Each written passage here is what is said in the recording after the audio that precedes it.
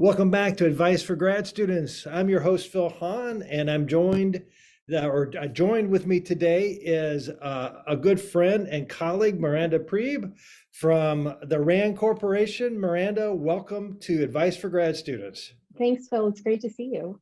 All right, just a reminder, the views expressed today are those of ourselves and not of our respective institutions. And so, Miranda, just over to you. What advice do you have for grad students that are considering policy careers? Yeah, well, I think the first step is really to think about the diversity of policy jobs that are out there in the security studies field. You might start by thinking about jobs in government, which could include the executive branch, some of the departments like State Department, Defense Department, or if you're interested in sanctions, maybe even the Treasury Department. You might also consider an intelligence agency.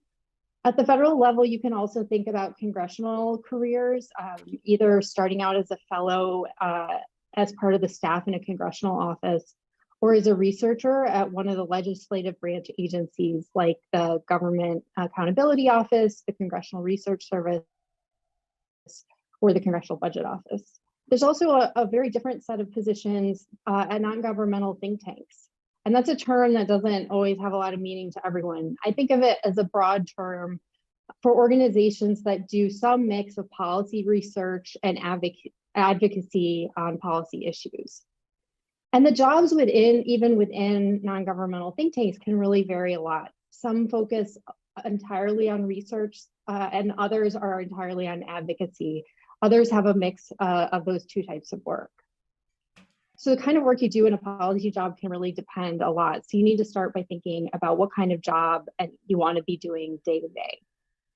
I'm speaking primarily from my own experience, which has been on the research side of policy jobs, but I'll try to mention a few things that might differ between policy jobs in general and how they compare to academia. So one of the differences is in a research-oriented policy job is that your job is full-time research. You might, if you like, decide to teach on the side and do something in the evening at a local university, but for the most part, your job is going to be 100% research rather than in the classroom. Another difference between policy jobs and academic jobs is the type of work, the type of actual research that you might be trying to do.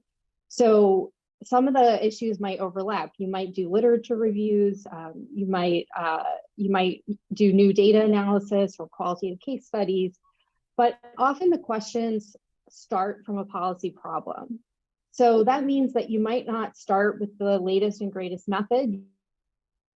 You might have to choose a method that just works for that policy question. So while the research that you do in a policy organization might relate to academic work, it can also differ in some of those dimensions. Another way that policy jobs can sometimes differ is that you might have more of an opportunity to work on teams depending on what organization you're a part of.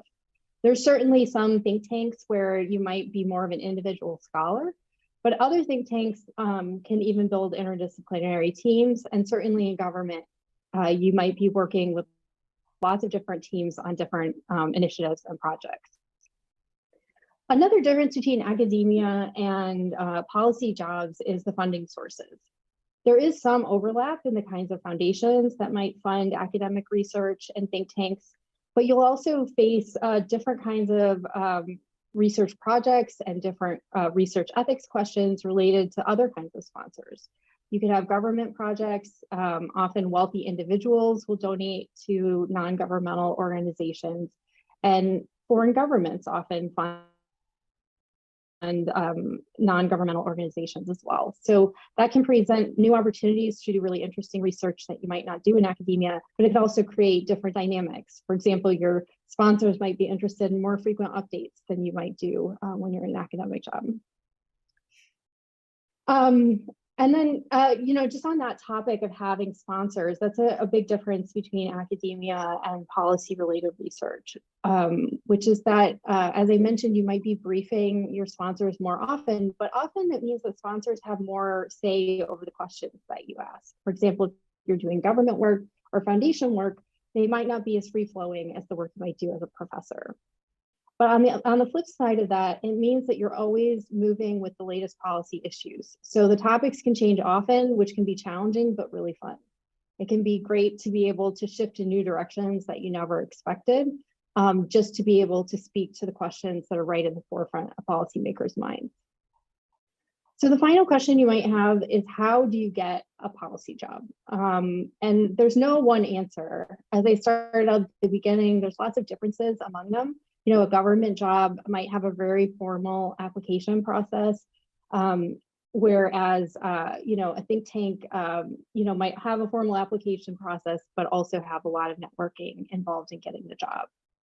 But generally, during your graduate career, you want to do great work no matter what. You want to prove that you have the expertise that someone in a policy organization is going to be looking for.